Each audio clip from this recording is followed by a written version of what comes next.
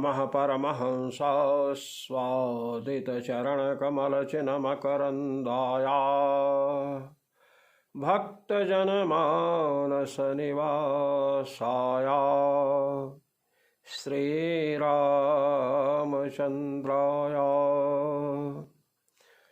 श्रीहनुमते नमः। श्रीमद्गुरुभ्यो नमः।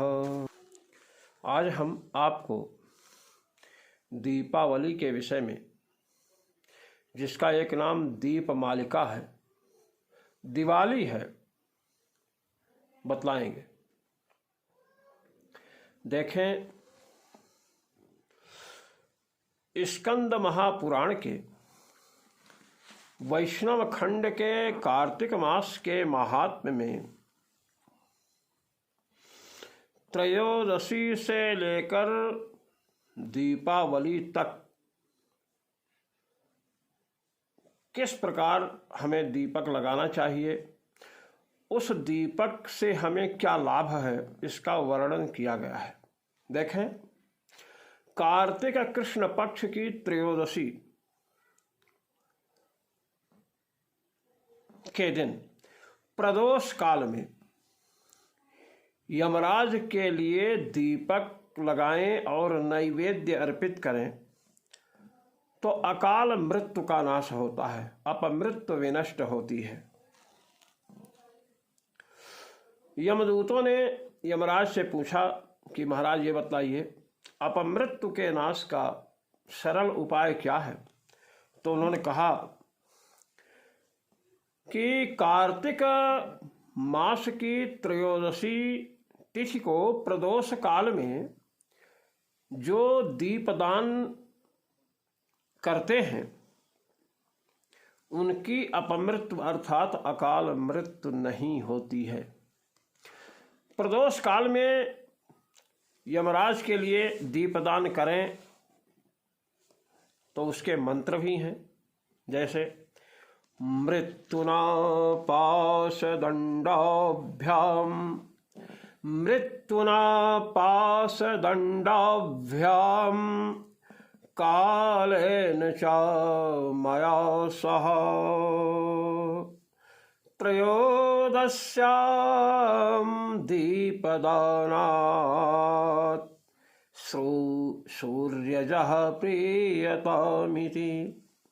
मृत्युना पास दंडाभ्याम, जब दीपक लगाएं तो यह प्रार्थना करें कि पास और दंड, काल पास और यमदंड, इनके साथ जो मृत्युदेव हैं और जो स्वयं साक्षात काल हैं, माया माने लक्ष्मियां, और लक्ष्मी जी के साथ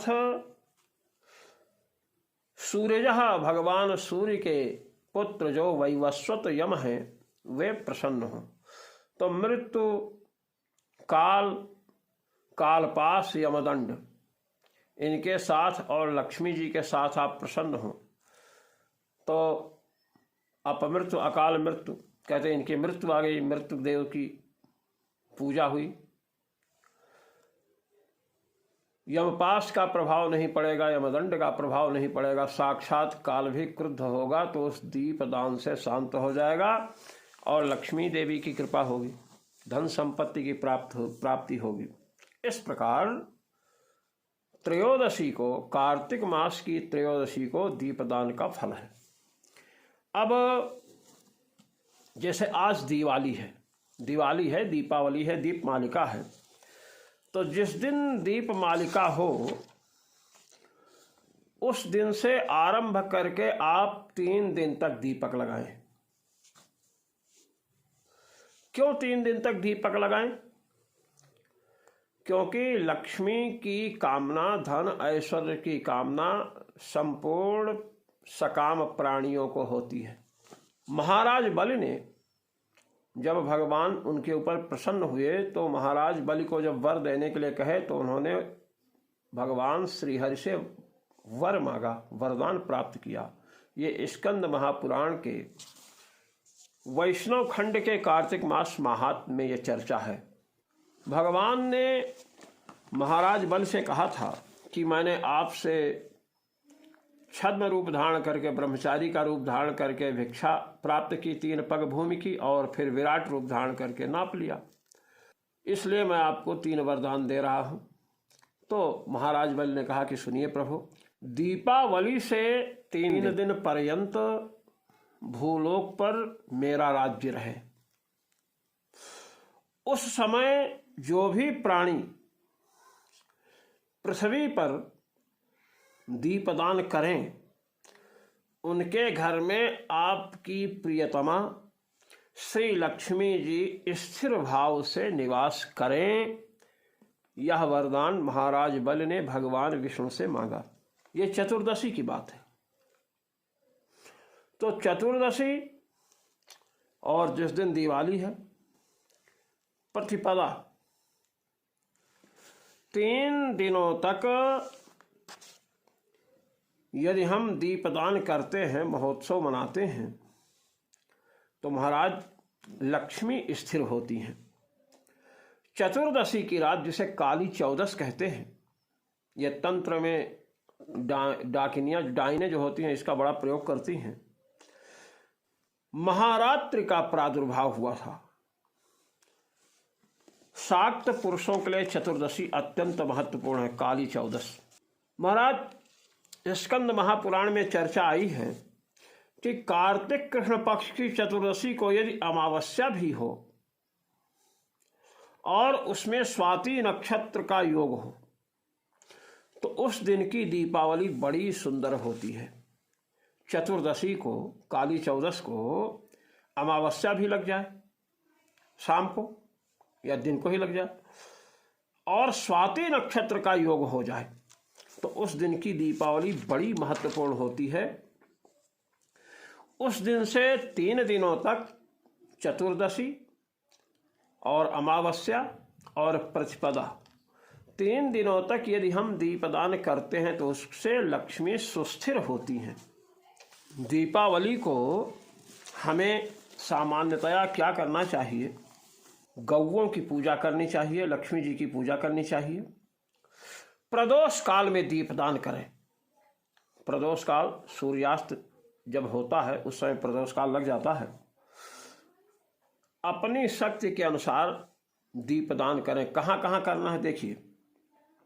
देव मंदिर, सबसे पहले मंदिर में दीपदान करें। आपके घर के समीप कोई मंदिर हो, मंदिर नहीं है तो अपने घर में ही कोई चित्र हो उसके समीप, चित्र नहीं तो भावना से भगवान को समर्पित करें 1 दीप पहले।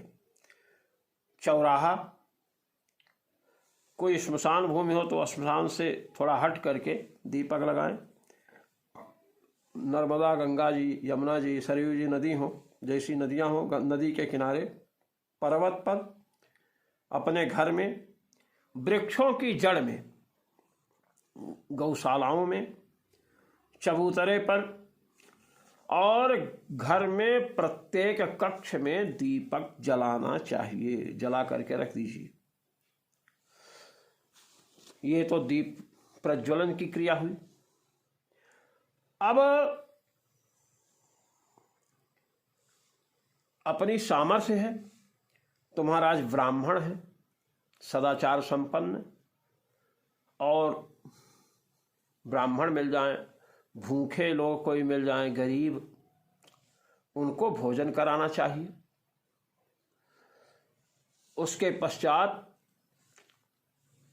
दीपावली को नूतन वस्त्र धारण करना चाहिए। इस प्रकार ब्राह्मण और भूखे व्यक्तियों को भोजन करा करके नूतन वस्त्र से अलंकृत होकर बाद में भोजन करना चाहिए। सबसे बड़ी बात क्या है दीपावली की? आधी रात तक जागना चाहिए। भगवती लक्ष्मी की पूजा करनी चाहिए। यह बात तो हुई जो सकाम भक्त हैं उनके लिए।